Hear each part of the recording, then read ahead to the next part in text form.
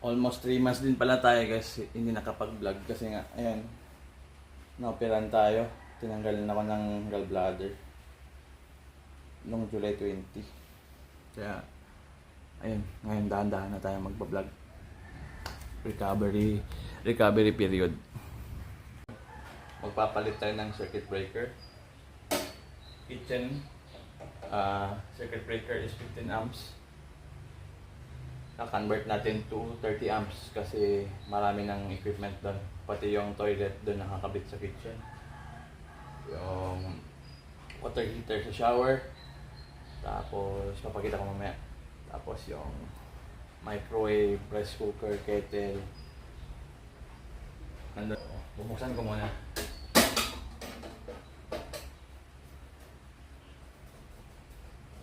Huwag niyong gayahin guys kasi wala akong gloves.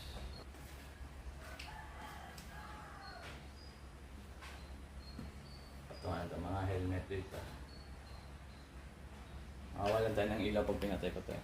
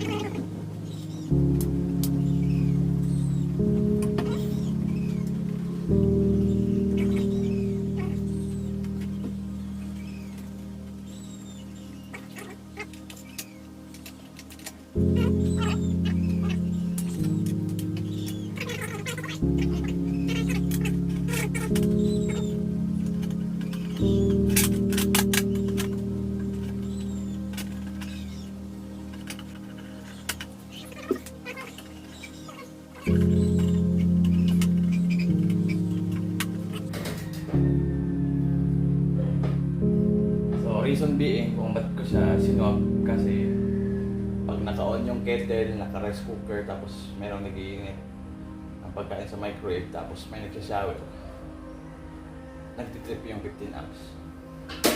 Hindi niya kaya yung load. Ayan. Thank you.